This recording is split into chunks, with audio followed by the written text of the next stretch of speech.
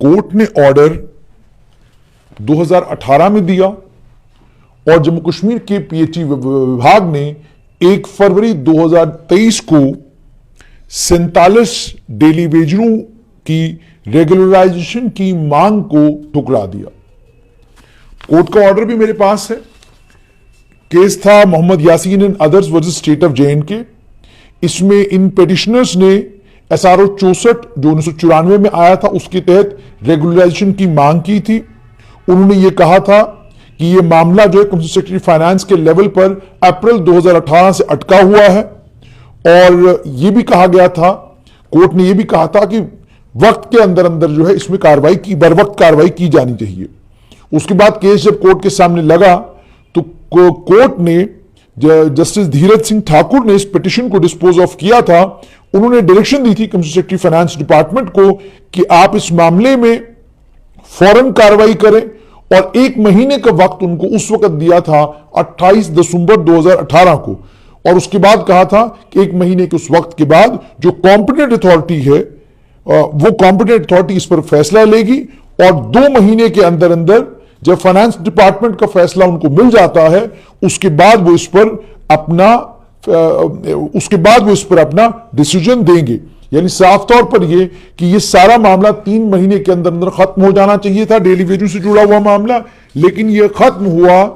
1 फरवरी 2023 को, जब मोहम्मद यासीन और इनके साथ में 46 और पिटिशनर जो हाईकोर्ट के सामने गए थे, वहां पर उन्होंने रिलीफ मांगा था। उसके बाद हाईकोर्ट ने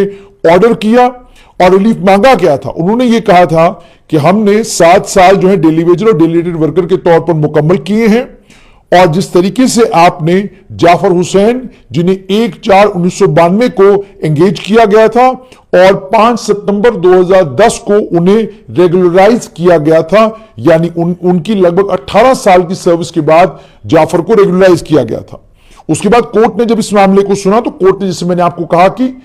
सरकार को ये आदेश दे दिए थे कि 1 महीने के अंदर अंदर आप इस पर फैसला ले लें, और आप जब फैसला लेते हैं उसके बाद जिन लोगों को इस मामले में ऑर्डर इशू करने हैं ये केस उसके बाद फाइल उनके पास जाएगी और उन्हें कहा गया कि जब वहां से ये फाइल वापस आती है तो फाइनेंस डिपार्टमेंट 2 महीने के अंदर अंदर इस पर अपना फैसला सुनाएगा। मतलब साफ तौर पर यह था कि कोर्ट ने राहत और रिलीफ जो है इन लोगों को एक तरह से दिया था और इन्हें हवाले किया था पीएचई विभाग के। उसके बाद जब कोर्ट ने डायरेक्शन दी, पीएचई विभाग का यह कहना है कि हमने डिपार्टमेंट में इस मामले को देखा और हमने देखा कि ये लोग जो हैं ये लोग रेगुलराइजेशन की मांग कर रहे हैं SRO 64 के तहत। फाइनेंस डिपार्टमेंट ने इस केस को डिपार्टमेंट को वापस भेजा और उसमें मिनट्स ऑफ द मीटिंग थे एम्पावर्ड कमेटी में, जिसमें यह बताया गया कि 47 पिटिशनर हैं ये, और इन 47 में से जो 37 पिटिशनर थे उन्हें कैजुअल लेबरर के तौर पर, पार्ट टाइम वर्कर के तौर पर उन्हें एंगेज किया गया था और उन्हें जो वेजेस मिल रही थी, जो मजदूरी उनको मिल रही थी, वो उन्हें जो 2010 में रेट नोटिफाई किए गए थे उनसे कम मिल रही थी। कमेटी की ये भी ऑब्जर्वेशन थी कि डिपार्टमेंट को इनका केस कंसिडर करना चाहिए और SRO 520 जो 2017 में आया उसके तहत इसे प्रोसेस करना चाहिए। उसके अलावा जो 10 पिटिशनर थे उनके जो कागजात थे वो इनकम्प्लीट थे और एम्पावर्ड कमेटी ने उसमें कहा था कि इसमें कमियां हैं। उसके चलते chief engineer PHE department Jammu को कहा गया कि आप डॉक्यूमेंट्री एविडेंस दें कि इसके अंदर कमियां हैं। 10 पिटिशनर जो है 47 पिटिशनर्स में से चीफ इंजीनियर जल शक्ति विभाग जम्मू ने 27 जनवरी 2023 को जवाब दिया और यह बताया कि जो 10 पिटिशनर हैं इनमें से जब हम उनके रिकॉर्ड को खंगालते हैं इन्हें नीड बेसिस पर, पार्ट टाइम बेसिस पर लगाया गया था, इसलिए इनमें से कोई भी पिटिशनर SRO 64 या SRO 520 दो में से किसी भी SRO की जो कंडीशन है फुलफिल नहीं करता है। इसी के चलते डिपार्टमेंट ने इस केस को एग्जामिन किया और इस केस को एग्जामिन करने के बाद यह पता चला कि जितने भी ये पिटिशनर हैं इनका क्लेम मेंटेनेबल नहीं है। तो इसलिए जो पिटिशनर्स का क्लेम है, जो 28 दिसंबर 2018 को ऑनरेबल हाईकोर्ट ने ऑर्डर पास किया था, उस ऑर्डर में जो कुछ कहा गया था उन तमाम चीजों को ध्यान में रखते हुए पीएचई विभाग ने कहा कि इनकी दलील में कोई दम नहीं है, इसलिए हम इसको रिजेक्ट करते हैं। यानी कोर्ट ने डायरेक्शन दी, उस डायरेक्शन का पालन पीएचई विभाग ने 5 साल के बाद किया, और 5 साल के बाद यह किया कि जो क्लेम था इन तमाम पिटिशनर्स का, उस क्लेम को रिजेक्ट किया। डेली वेजर एक लंबे वक्त से लड़ाई लड़ रहे हैं और लंबे वक्त से उनकी मांग है रेगुलराइजेशन की।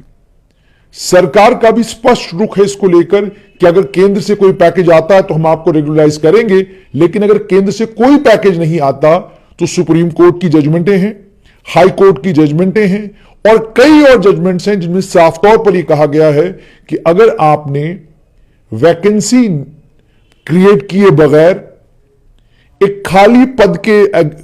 खाली पद के होने के बगैर, यानी अगर आपके पास वैकेंसी है ही नहीं, आपके पास नौकरी देने के लिए कोई जगह है ही नहीं, आपने उसके बावजूद अगर किसी को लगाया है और क्लियर वैकेंसी के अगेंस्ट नहीं लगाया है, और उसके बाद रिक्रूटमेंट का जो जाब्ता है उसको आपने फॉलो नहीं किया है, तो उसके बाद अगर कोई क्लेम करता है कि जनाब मुझे पक्का कीजिए, तो उसकी क्लेम को माना नहीं जा सकता है। हालांकि कुछ और कंसिडरेशंस, कुछ और सुप्रीम कोर्ट की जजमेंटों में कुछ राहत भी दी गई है, लेकिन एक मामले में सुप्रीम कोर्ट, हाई कोर्ट, तमाम कोर्टें बिल्कुल क्लियर हैं कि जितनी भी रिक्रूटमेंट हो वो काबिलियत की बलबूते पे होनी चाहिए, वो रिक्रूटमेंट एक खाली वैकेंसी के अगेंस्ट होनी चाहिए, वो प्रॉपर रिक्रूटमेंट के मेथड के जरिए होनी चाहिए। इस मामले में कोर्ट जो है बिल्कुल क्लियर है। तो इसी के चलते सरकार के सामने जहां एक बाधा ये कि पैसा नहीं है, दूसरी बाधा ये कि कोर्ट की जजमेंटें हैं, और तीसरी सबसे बड़ी चीज ये कि जैसा पहले भी मैंने आपको एक बार कहा था कि ब्यूरोक्रेसी में कुछ ऑफिसर्स हैं जो साफ तौर पर ये कहते हैं कि ये तमाम लोग बैकडोर से लगाए गए हैं,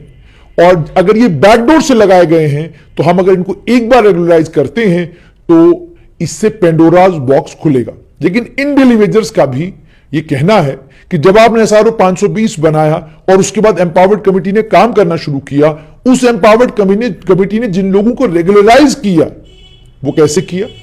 और एसआरओ जैसे मैंने आपको बताया 64 के तहत जो लोग 1994 में रेगुलराइज हुए वो भी तो इसी तरीके से लगे थे। अगर वो तब लग गए, रेगुलराइज हो गए,